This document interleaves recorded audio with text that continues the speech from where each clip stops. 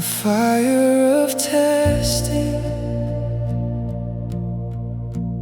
when my heart feels torn, when the weight of life feels too much to bear alone, your word shines brighter than the darkest night, reminding me again, you are my life and light. You suffered once, but you overcame. Death was defeated in Jesus' name. I stand in your hope, I stand in your grace. You carry me through every storm I face. Jesus, you live, my Savior, my peace, my anchor forever. You will never leave. Like Peter spoke to the scattered and weak, faith is refined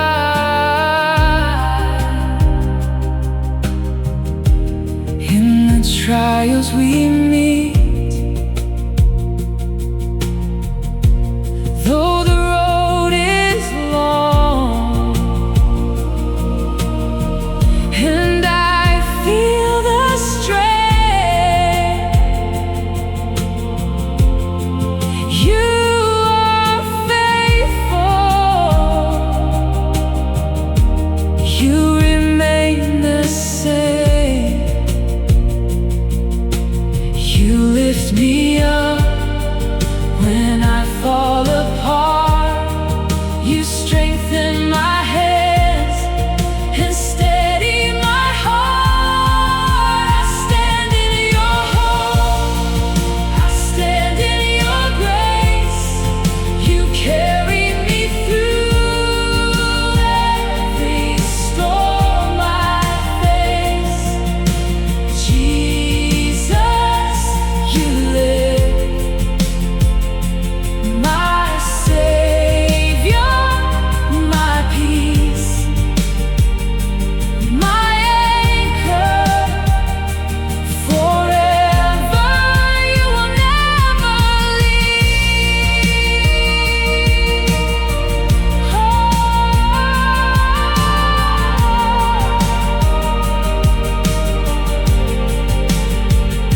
And in the silence, when fear draws near, you whisper gently, my child, I am here. No pain is too deep, no night is too long. Your resurrection makes everything strong. I stand in your hope, I stand in your grace. Your love holds me in the hardest place. Jesus, you live, you've conquered the grave.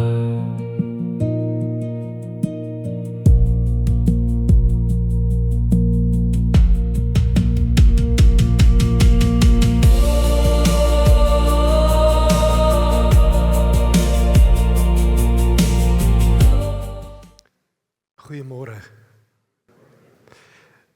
Dis die Hebreërskrywer wat sê dis 'n gewoonte om kerk toe te kom, maar dan sal dit ook 'n gewoonte wees om nie kerk toe te kom nie. hoop dat almal wat vanoggend hier is, nie net hier is weens gewoonte nie, maar al is dit 'n goeie gewoonte, maar om een of ander rede dat jy gevoel het, maar ek wil hier wees. En dan sal ek so bly wees as jy gaan ervaar, maar daar was 'n rede hoekom ek vanoggend hier moet wees. Die Here het dit so bedoel. En daarom in die Here se seënbede mag jy die Here se teenwoordigheid ervaar. Mag jy sy liefde en genade beleef. En mag elkeen van ons ervaar dat hy ons versterk vir ons pad vorentoe. Amen. Julle hoef nie vanoggend te staan rondom die geloofsbelijdenis nie. Ek wil dit so 'n bietjie anders doen. Julle ken die geloofsbelijdenis. So 'n stukkie getuienis van my kant af. So 'n paar weke terug het die geloofsbelijdenis vir my 'n stuk nuwe betekenis gekry. So dis so 'n bietjie meer as 6 weke terug wat ek geopereer is. En nou sien ek mediese en fisioterapeute hierso. Die tweede dag dan moet 'n mens nou opstaan en die fisio is daar en die rampie is daar en ek het opgestaan gekry en toe sê sy jy moet meer regop staan en toe ek regop trek, toe trek daar 'n spier in my rug. En ek dink my bloeddruk val en ek sê vir ek gaan flou word. Sy sê dan moet jy sit. En ek sit en toe na 'n ruk toe voel ek beter. Krishna het vir my hierdie marshmallow vissies, ek sê gee vir my 'n marshmallow vissie. En toe sê ek, goed, ek dink ek sal nou weer probeer. Sy sê nee, dit was genoeg vir een dag. En daai aand dink ek, kan jy nou glo, ek kan nie eers opstaan nie. En daai nag so tussen pynmedikasie en alles deur, dink ek aan die geloofsbelijdenis wat sê, en hy het op die 3de dag weer opgestaan uit die dode. En ek onthou hoeveel keer het ek so half benevel gebid en gesê, Here, help my, dat ek môre kan opstaan, en daarom net 1 of 2 tree vorentoe en agtertoe kan gee. En daai volgende dag toe ek kon opstaan en dit kon doen, toe beleef ek maar, dis gebedsverhoring. Ek noem dit, want ons doen hierdie belydenis en partykeer het dit vir ons bitter min betekenis. Ek wil vra dat jy 'n oombliekie gaan stil word en net weer gaan dink, wat raak jou as jy ver oggend hierdie belydenis lees? En jy kan hom maar so laat oorrol nadat almal hom net so die eerste gedeelte gelees het, ook vir die tweede gedeelte. Baie dankie.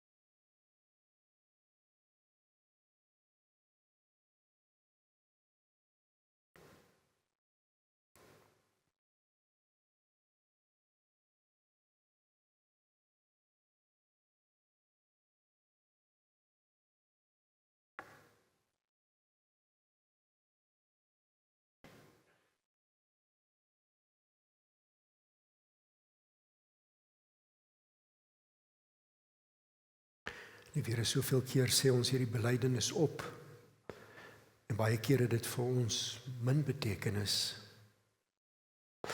Maar dankie vir die kere wat dit ons regtig aanspreek. En dankie as ons vanoggend ook ernstig hierna kyk, dat ek weet elkeen van ons word op 'n manier tog ook deur hierdie belydenis aangespreek.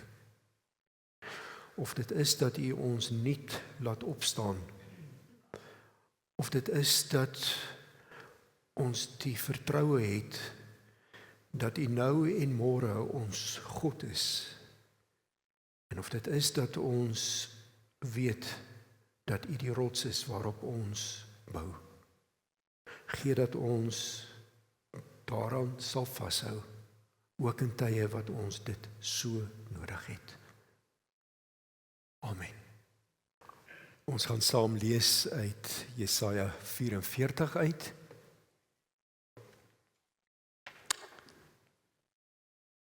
Die wat wil saam lees, so bladsy 788 in my Bybel.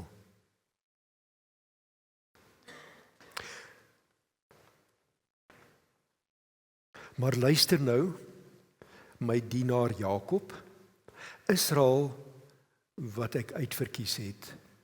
So sê die Here wat jou gemaak het, hy wat jou gevorm het in die moederskoot en jou nou nog help.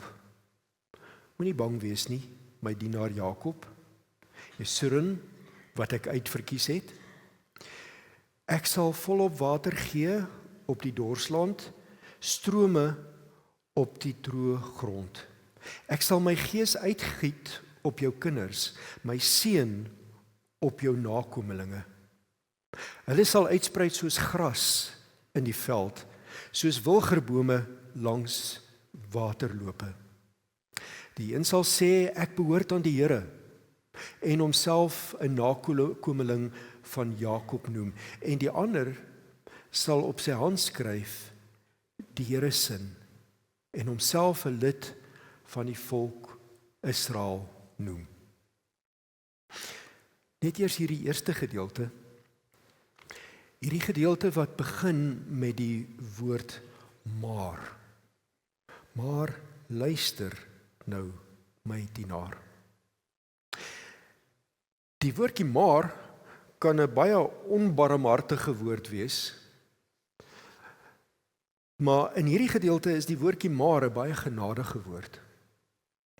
Want die woordjie maar hier sê, ten spyte van dit wat julle gedoen het, ten spyte van dinge wat skeef geloop het, en dat julle nie julle deel van die kontrak nakom nie, sal ek tog. En daarom hierdie maar, wat ook in hierdie geval 'n nuwe toewyding, 'n nuwe begin beteken. En dan in hierdie gedeelte die woordjie wat ons nie algemeen ken nie, Jesurun. En dis so 'n troetelwoord. Julle is aan my verbind. En hierdie verbintenis gaan nie verbreek nie. Ons gaan terugkom na die woordjie maar toe. En dan hoop ek dat elkeen van ons ook 'n stuk maar in ons eie lewens beleef. Dan vers 6 tot 8, wat eintlik maar net hierdie klem daarop lê, hy alleen is God. Vers 7, wie soos ek is, laat hom dit sê, laat hom sy saak stel en dit aan my voorlê. So hier kom so 'n strydgesprek, waar die Here sê, so ek daag julle uit. Vergelyk nou die gode wat julle nou hier in ballingskap leer ken het met my. En dan kom sê julle vir my, hoekom julle nou sou verkies om hierdie gode te dien. En dan sal ek weer vir julle herinner aan dit wat ek vir julle gedoen het. En waarom ek dink, julle moet liewer in 'n verhouding met my wees. En dan vers 8, so 'n troostwoord, moenie skrik nie, moenie bang wees nie, so asof die Here hierso met klein kindertjies praat. En dan gaan hy aan en dan sê hy, daar's geen ander rots soos ek nie. Julle kan uit rotse, uit klippe, kan julle vir julle afgode maak. Maar julle kan nie op hulle bou en werklik op hulle vertrou nie. Maar ek is die rots waarop julle kan bou en waarop julle hoop kan vestig. En dan vers 9 tot 11 word daar eintlik spot gedryf met die afgode. Vers 10, wie maak nou 'n God, giet 'n beeld wat nie kan help nie. So 'n hoofstuk aan is hoofstuk 46, wat baie mense ook ken. Hierdie gedeelte wat by vers 1 begin, bel het ineengestort, dis klaar met Nebo, julle gode word deur julle rondgedra, en hulle word nou op diere, op beeste gelaai. Hulle het 'n vrag geword vir moe diere. In daardie hoofstuk, soos in hierdie hoofstuk, word daar eintlik spot gedryf en gesê, kan jy nou glo wat julle aanvang? Julle maak vir julle afgode, wat veronderstel is om julle te help. As die moeilikheid kom, dan moet julle hierdie afgode optel, julle moet hulle op moe pakdiere sit, en hulle moet deur julle gehelp word. En dan die gedeelte wat gaan oor die eystersmid, vanaf hoofstuk, van vers 12. Die eystersmid vat 'n stuk gereedskap en werskaf in die gloeiende kole, en dan in hierdie gloeiende kole maak die eystersmid 'n beeld. En dan van vers 13 af, die ambagsman wat hout gebruik, hy vat hierdie stuk stomp, daar's niks heilig aan hierdie stomp nie, maar dan uit hierdie stomp maak hy dan 'n afgodsbeeld, en die res van hierdie hout word weggegooi, dit word verbrand, daarmee word braaivleis gehou, van niks heiligs aan daai hout wat weggegooi word nie, niks heilig aan hierdie beeld wat gemaak word nie. En dan vers 18, die dwaasheid van afgode, hier so 'n voorbeeld van 'n afgod, en dan vir hierdie afgod moet daar nou nog iets gebring word om te drink, asof die afgod nou sou kon drink. Vers 18, sulke mense weet nie wat hulle doen nie, hulle het nie insig nie, hulle oë is toegepluister, hulle sien nie. In hierdie geding word daar gesê, hoe is dit nou moontlik, dat julle so gek kan wees, dat julle kan dink, die afgode wat julle moet versorg, kan iets vir julle beteken. Ek onthou toe ons praat oor hierdie gedeelte, toe sê Klaasie, en julle sal kan onthou, hy het 'n tyd hier terug oor afgode gepraat, en toe het hy sulke oud Afrika beelde hier gehad. Nou sê hy, nou het hy dieselfde diens daar by Hermon gehou, nou stap hy die 4 stelle trappe op, want dis op die boonste vloer in daai sitkamertjie wat ons bymekaar kom. Nou sê hy, nou voel hy, hoe moet hy hierdie afgodsbeeld hier opdra teen hierdie trappe. Presies dit wat hierdie gedeelte sê, en sê, so laf is dit. En dan vers 23. Juig hemel oor wat die Here gedoen het. Jubel dieptes van die aarde. Wees bly en juig berge en bosse, want die Here het vir Jakob, vir Israel verlos. Die Here het sy mag laat blyk. So hierdie gedeelte wat afsluit en sê, nie net julle nie, maar ook die hele skepping behoort so opgewonde te wees, behoort so dankbaar te wees oor dit wat ek vir julle doen. En nou sou ons die vraag kon vra, hierdie gedeelte wat vir hierdie mense heel moontlik baie beteken het, beteken dit nou nog vir ons baie? Want kom ons sê, hoekom het hierdie gedeelte vir hierdie groep mense baie beteken? Hulle is in ballingskap. So vermoedelik 2 groot vrae wat hulle vir hulle self vra. En die vraag is, sien die Here ons nog raak hier in ons haglike omstandighede? En die tweede, kan hy help? Want al sien hy ons raak, kan hy help. En dis die troos wat hy dan nou vir hulle gee. Ek het julle gekies. Ek gebruik nog steeds 'n troetelnaam as ek aan julle dink, want julle is myne. En die gode kan julle nie help nie. Maar ek kan julle help. So nou sou ons kom sê, het hierdie gedeelte nou nog enigsins betrekking op ons in die tye waarin ons leef, want ons sou kon sê, daarom hopelik maak ons nou nie meer vir onsself hout en eysterbeelde en vereer hulle nie. En dan goed om te lees wat Martin Luther gesê het, vertaling. Everyone has a God, Everyone has something to which their hearts cling, something that gives their life meaning and purpose, something to which we offer our time, talent and treasure. So Martin Luther, lank terug, het al gesê, versigtig om te dink, dis net daai ouens wat afgode gehad het. Dis verskriklik maklik dat ek en jy ook afgode kan hê, en wat hy eintlik sê, ons moet net eerlik daaroor wees. Amerikaners wat so 'n lysie maak van wat hulle sê, en moenie probeer optel om by 100 uit te kom nie, dis nie hoe hierdie lees om te sê dis uit 100 nie, maar uit die groep wat hulle geneem het, die grootste wat hulle bestempel as afgode, is comfort. En die tweede, control and security.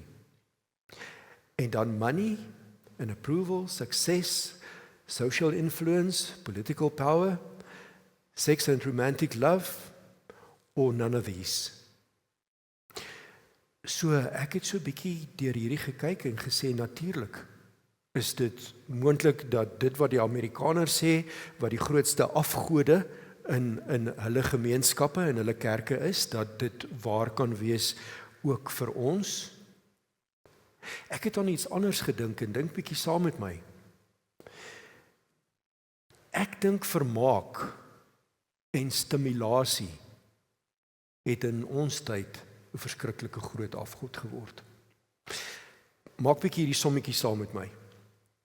So gaan lees bietjie wat verdien die top sokkerspelers in die wêreld, plus dit wat hulle kry vir borgskappe, en dan kan jy dit maar deur 365 dae deel, maar hulle werk nie 365 dae nie. Ek het al so 'n programmetjie gekyk, hulle oefen taamlik hard hier in die oggende, in die middag en die aande is hulle meestal af, en dis ook nie elke dag nie, maar kom ons deel dit deur 'n vol jaar, en ons sê hulle werk 8 ure 'n dag.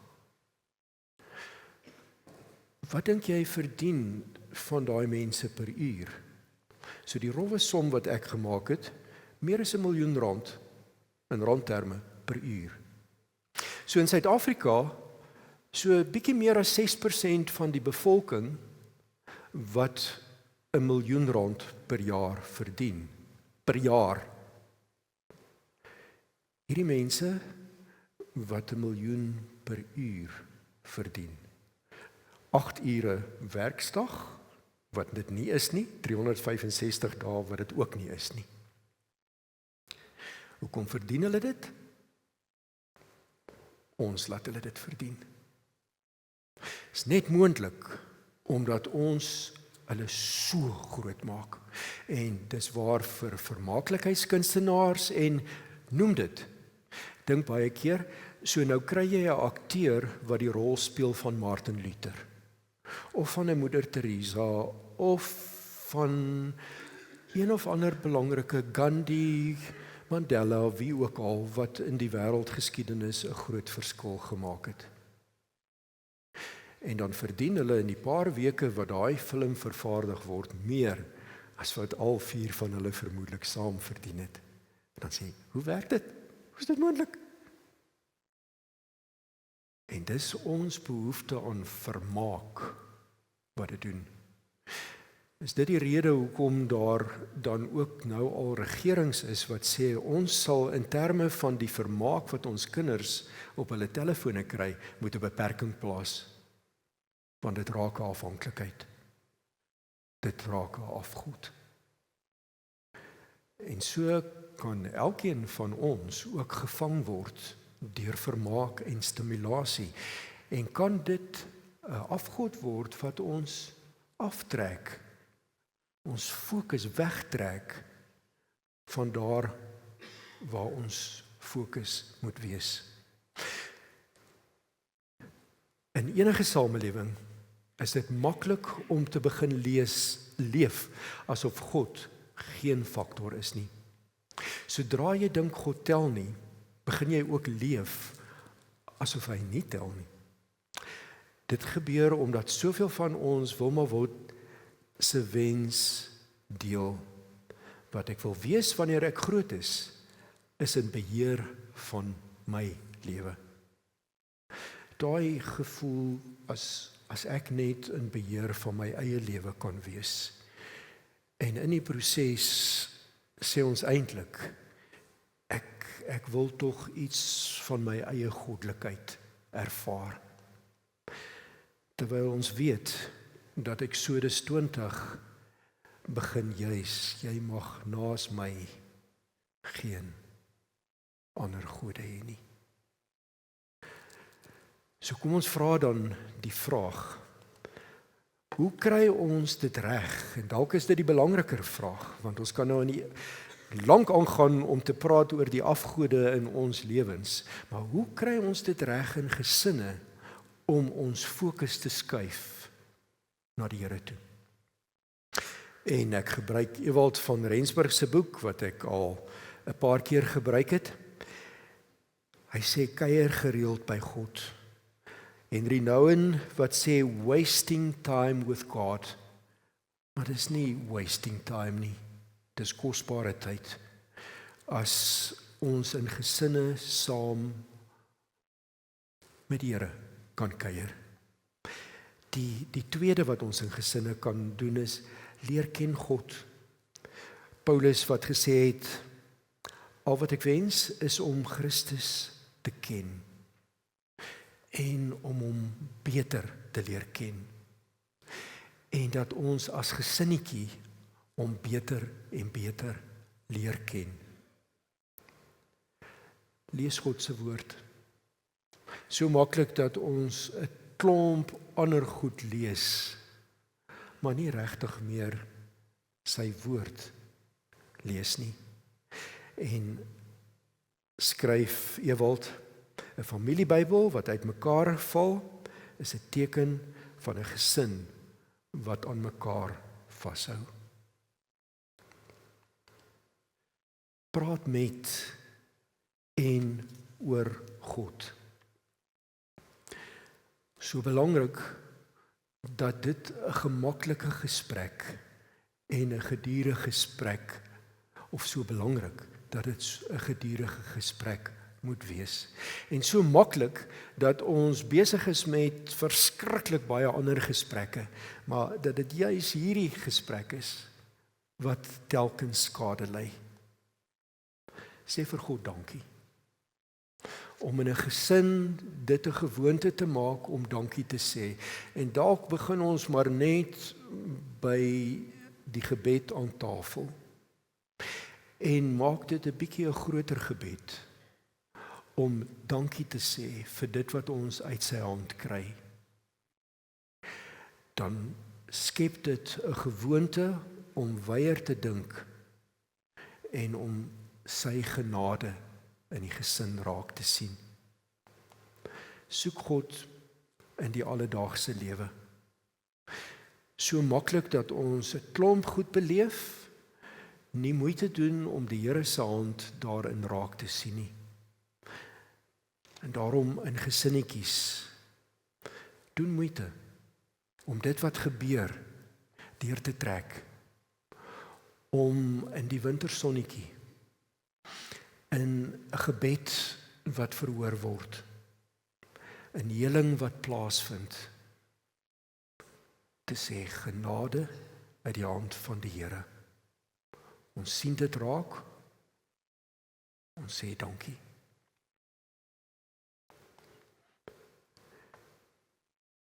John Westhoff wat sê, Christene word nie gebore nie, hulle word gemaak.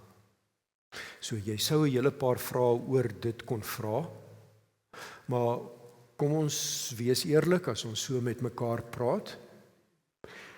Ek en jy is vandag in hierdie kerk, ons kies om 'n Christelike lewe te leef,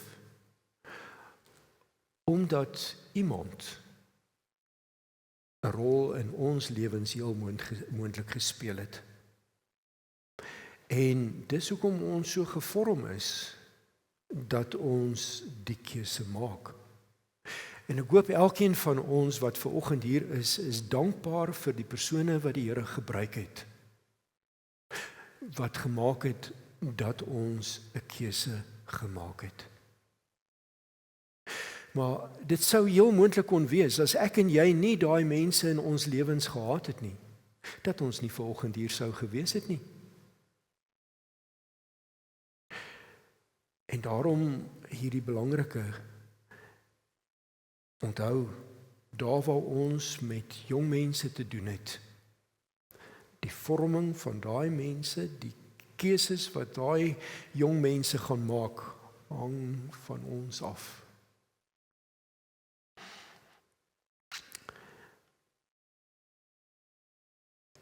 As ons vers 5 weer lees, dan is dit baie maklik in 'n wêreld vol afgode, dat ons nie uitkom by dit wat hierdie vers sê nie. Want die maar van vers 1, daardie maar word net waar as ons die keuse maak om ons geloof te leef, sodat die mense wat na ons opkyk, uiteindelik dan nou hierdie besluit kan maak. Ek behoort aan die Here. En ek skryf sy naam op my hand. Maar dan moet daar 'n maar wees. Maar ek maak die keuse om weg van al hierdie ander goeters wat my aandag van die Here aftrek, vir hom te kies, dit te leef en dit vir ander makliker te maak om te sê, Here, ek kies om aan U te behoort. Ek kies om U naam ingegrafeer te hê in my lewe. So kom ons word elkeen 'n oombliekie stil. En ons dink bietjie aan die goed wat ons wegtrek, die afgode in ons lewens. En dat ons dalk net weer vir die Here sê, Here, dankie, dat daar ook 'n maar in my lewe is. Maar U trek my elke keer weer nader, sodat ek kan uitgaan en ander help om nader aan U te kom. Kom ons word stil.